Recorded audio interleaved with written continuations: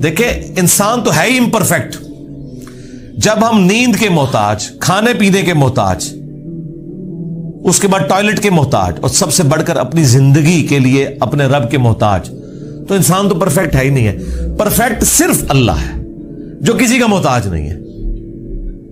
गलतियों से पाक सिर्फ अल्लाह है, बाकी गलती तो किसी से हो सकती है। लेकिन पैगंबर को हम जो कहते हैं ना कि पैगंबर गलतियों से मासूम है, इस्मत अंबिया का अकीदा, इसका मतलब यह है कि वो गुनाह नहीं करते। खता बहरहाल उनसे हो जाती है, और खता जब होती है तो अल्लाह ताला उनकी रेमेडी फरमाता है, उनकी इस्लाह करता है। वो अपनी खता पर कायम नहीं रहते, रुजू कर लेते हैं, और जब रुजू करते हैं तो उम्मत के लिए वो रोल मॉडल होते हैं। आज की डेट में रसूलुल्लाह सल्लल्लाहु अलैहि वसल्लम मासूम है कि अगर जिंदगी में कोई इज्तिहादी खता उनसे हुई तो अल्लाह ताला ने उसकी रेमेडी फरमा दी और फिर उस गलती को मुआफ कर दिया। वो गुनाह नहीं था, ये ज़हन में रखिएगा। गुनाह और गलती में फर्क है।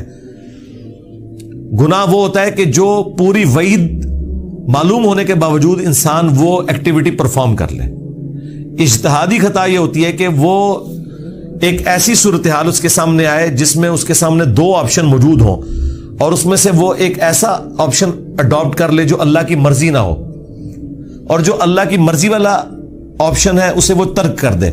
और ये वो बदनीयती पे नहीं कर रहा, उसकी समझ में है ही है इसका ऑप्शन, वो नाफरमानी समझ के नहीं कर रहा। जिस तरह नबी इस्लाम ने किया, गज़वे बदर के कैदियों को छोड़ दिया।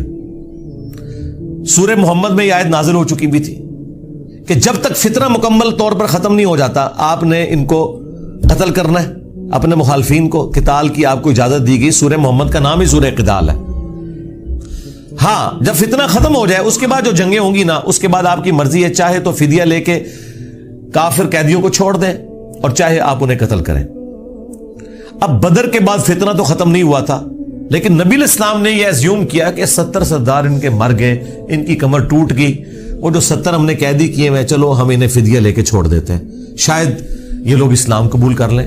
अपनी शराफत की वजह से नबी इस्लाम ने ऐसा किया।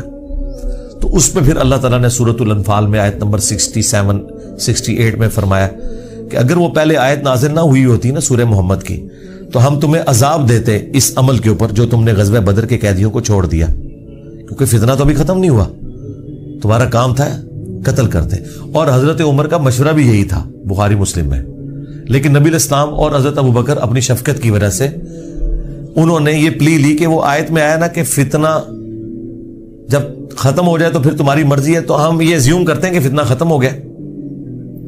ये बदनीति की वजह से नहीं था, वाकई उन्होंने ये अज्यूम किया था।